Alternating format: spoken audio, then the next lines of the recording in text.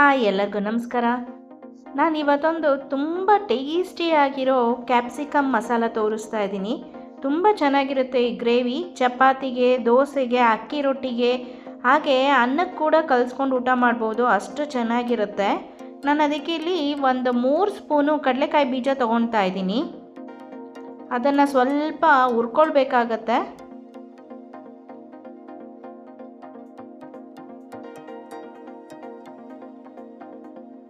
ಕಡಲೆಕಾಯಿ ಬೀಜನ ಸ್ವಲ್ಪ ಹುರ್ಕೊಂಡಾದ್ಮೇಲೆ 1 ಟೀ ಸ್ಪೂನು ಜೀರಿಗೆ ಹಾಕ್ಕೊಳ್ತಾ ಇದ್ದೀನಿ. ಅದನ್ನು ಸ್ವಲ್ಪ ಪರಿಮಳ ಬರೋ ತನಕ ಹುರ್ಕೋಬೇಕು.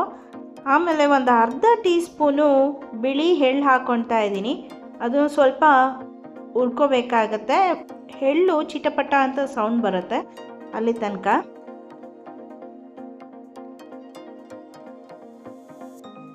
ಲೋ ಫ್ಲೇಮ್ನಲ್ಲಿ ಇಟ್ಕೊಂಡು ಹುರ್ಕೋಬೇಕಾಗತ್ತೆ ಇದನ್ನೆಲ್ಲ.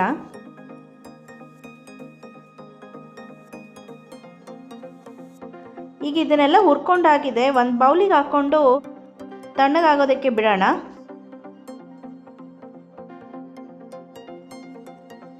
ಮೂರು ಕ್ಯಾಪ್ಸಿಕಮ್ ತೊಗೊಂಡು ಹೆಚ್ಕೊಂಡು ಇಟ್ಕೊಂಡಿದ್ದೀನಿ ಈ ಸೈಜ್ನಲ್ಲಿ. ಇದನ್ನು ಎಣ್ಣೆಲಿ ಹಾಕ್ಕೊಂಡು ಬಾಡಿಸ್ಕೊಳ್ಬೇಕಾಗತ್ತೆ. ಇದಕ್ಕೊಂದು ಸ್ವಲ್ಪ ಉಪ್ಪು ಹಾಕ್ಕೊಂಡು ಬಾಡಿಸ್ಕೊಂಡ್ರೆ ಬೇಗ ಬಾಡುತ್ತೆ ಎಣ್ಣೆಯಲ್ಲಿ ಇದು ಕ್ಯಾಪ್ಸಿಕಮ್ಮು. ಸ್ವಲ್ಪ ಬಣ್ಣ ಚೇಂಜ್ ಆಗುತ್ತೆ, ಅಲ್ಲಿ ತನಕ ಹುರ್ಕೊಳ್ಬೇಕು ನಾವು. ನೋಡಿ, ಕ್ಯಾಪ್ಸಿಕಮ್ ಬಣ್ಣ ಎಲ್ಲ ಚೇಂಜ್ ಆಗಿದೆ. ಒಂದು ಬೌಲಿಗೆ ತೆಕ್ಕೊಳ್ಳೋಣ ಇದು ಬಾಡಿಸ್ಕೊಂಡಿದ್ದೆಲ್ಲ.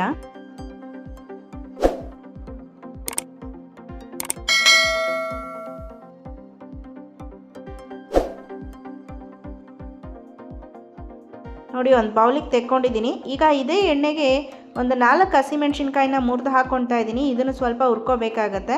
ನಾನಿಲ್ಲಿ ಗ್ರೀನ್ ಕ್ಯಾಪ್ಸಿಕಮ್ ಮಸಾಲ ಗ್ರೇವಿ ಮಾಡ್ತಾ ಇದ್ದೀನಿ, ಅದಕ್ಕಾಗಿ.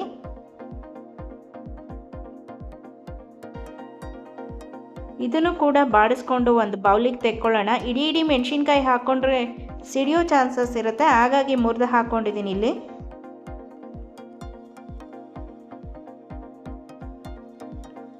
ಇದೇ ಎಣ್ಣೆಗೆ ನಾನು ಒಂದು ಅರ್ಧ ಸ್ಪೂನು ಜೀರಿಗೆ ಹಾಕ್ಕೊಳ್ತಾ ಇದ್ದೀನಿ. ಇಲ್ಲಿ ಸಾಸಿವೆ ಹಾಕೋಣ ಅವಶ್ಯಕತೆ ಏನಿಲ್ಲ, ಜೀರಿಗೆ ಒಗ್ಗರಣೆ ಹಾಕ್ಕೊಳ್ತಾ ಇದ್ದೀನಿ. ಹಾಗೆ ಒಂದು ಈರುಳ್ಳಿನ ನಾನು ಸಣ್ಣದಾಗಿ ಹೆಚ್ಚಿಟ್ಕೊಂಡಿದ್ದೀನಿ, ಅದನ್ನು ಹಾಕ್ಕೊಳ್ತಾ ಇದ್ದೀನಿ. ಇದು ಸ್ವಲ್ಪ ಈರುಳ್ಳಿ ಬಣ್ಣ ಚೇಂಜ್ ಆಗೋವರೆಗೂ ಹುರ್ಕೋಬೇಕಾಗತ್ತೆ. ಅಷ್ಟರಲ್ಲಿ ನಾವು ಮಸಾಲೆಗೆ ರೆಡಿ ಮಾಡ್ಕೊಳ್ಳೋಣ.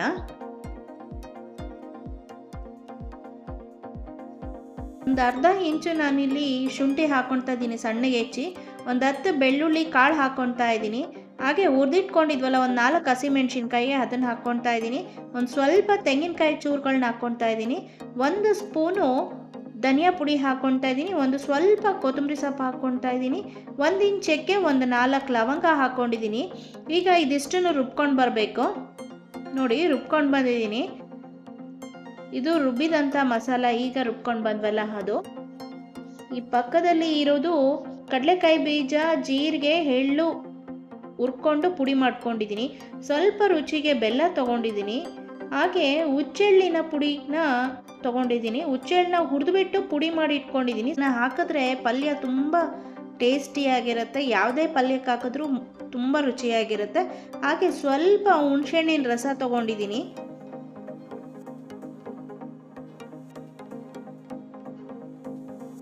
ಈರುಳ್ಳಿಯ ಬಣ್ಣ ಚೇಂಜ್ ಆಗಿದೆ ನೋಡಿ. ಈಗ ರುಬ್ಕೊಂಡಿರೋ ಮಸಾಲೆ ಹಾಕೊಳ್ಳೋಣ ಇದಕ್ಕೆ. ಹಸಿರು ಮಸಾಲೆ, ಈ ಗ್ರೇವಿ ಕೂಡ ಹಸಿರಾಗೆ ಬರುತ್ತೆ.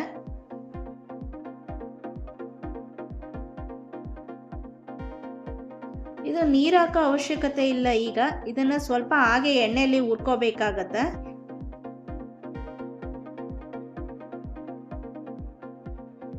ಈ ರೆಸಿಪಿ ಗೊತ್ತಾಗಬೇಕು ಅಂದರೆ ಪೂರ್ತಿಯಾಗಿ ವಿಡಿಯೋ ನೋಡಿ ಕೊನೆವರೆಗೂ. ಹಾಗೆ ನಾನಿಲ್ಲಿ ಒಂದು ಅರ್ಧ ಟೀ ಸ್ಪೂನು ಅರಿಶಿಣದ ಪುಡಿ ಹಾಕ್ಕೊಳ್ತಾ ಇದ್ದೀನಿ. ಸ್ವಲ್ಪ ರುಚಿಗೆ ತಕ್ಕಷ್ಟು ಉಪ್ಪು ಹಾಕ್ಕೊಳ್ತಾ ಇದ್ದೀನಿ. ಫಸ್ಟಿಗೆ ನಾವು ಕ್ಯಾಪ್ಸಿಕಮ್ ಹುರ್ಕೊಳ್ಬೇಕಾದ್ರೆ ಸ್ವಲ್ಪ ಹಾಕಿರ್ತೀವಲ್ಲ, ನೋಡಿ ಉಪ್ಪನ್ನು ಹಾಕೋಬೇಕಾಗತ್ತೆ.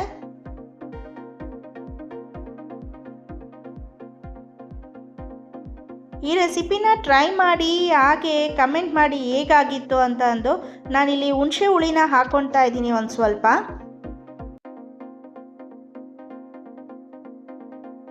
ನನ್ನ ವಿಡಿಯೋನ ಫಸ್ಟ್ ಟೈಮ್ ನೋಡ್ತಾ ಇದ್ದರೆ ಸಬ್ಸ್ಕ್ರೈಬ್ ಮಾಡ್ಕೊಂಡು ನೋಡಿ.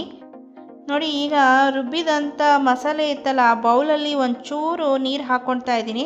ನಿಮಗೆ ಗ್ರೇವಿಗೆ ಎಷ್ಟು ಬೇಕೋ ಅಷ್ಟು ನೀರು ಹಾಕೋಬೋದು.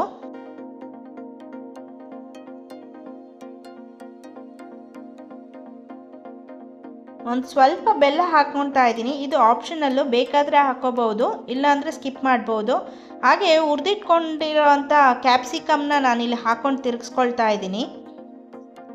ಇದು ಆಲ್ರೆಡಿ ನಾವು ಎಣ್ಣೆಲಿ ಹುರ್ಕೊಂಡಿರೋದ್ರಿಂದ ಬೆಂದೋಗಿರುತ್ತೆ. ಜಾಸ್ತಿ ಹೊತ್ತು ಏನು ಬೇಯಿಸೋ ಅವಶ್ಯಕತೆ ಇಲ್ಲ.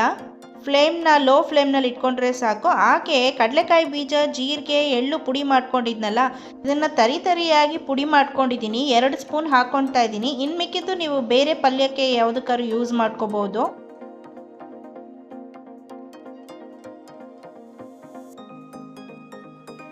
ಇದರಿಂದ ಸ್ವಲ್ಪ ಗ್ರೇವಿ ಗಟ್ಟಿ ಆಗುತ್ತೆ, ಥಿಕ್ನೆಸ್ ಬರುತ್ತೆ ಗ್ರೇವಿ.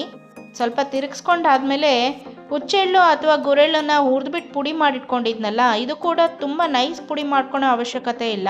ತರಿ ಪುಡಿ ಮಾಡ್ಕೊಂಡಿದ್ದೀನಿ, ಅದನ್ನು ಹಾಕ್ಕೊಂಡು ತಿರುಗಿಸ್ಕೊಳ್ತಾ ಇದ್ದೀನಿ.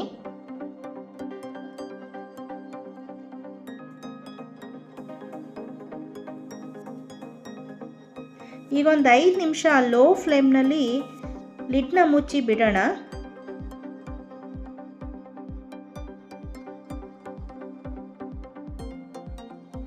ಈಗ 5 ನಿಮಿಷ ಆಗಿದೆ.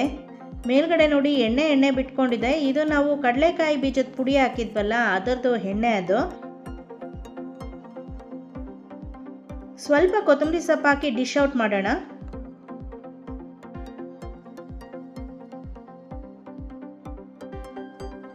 ಈ ಗ್ರೇವಿ ನಿಮಗೆ ಇಷ್ಟ ಆಗಿದ್ರೆ, ಈ ರೆಸಿಪಿ ನಿಮಗೆ ಇಷ್ಟ ಆಗಿದ್ರೆ ದಯವಿಟ್ಟು ಲೈಕ್, ಶೇರ್, ಕಮೆಂಟ್ ಮಾಡಿ. ಹಾಗೆ ಸಬ್ಸ್ಕ್ರೈಬ್ ಮಾಡೋದನ್ನು ಮರಿಬೇಡಿ. ನಾನು ಇನ್ನೊಂದು ವ್ಲಾಗ್ನಲ್ಲಿ ಅಥವಾ ಇನ್ನೊಂದು ರೆಸಿಪಿ ವ್ಲಾಗ್ನಲ್ಲಿ ಸಿಗ್ತೀನಿ. ಧನ್ಯವಾದಗಳು.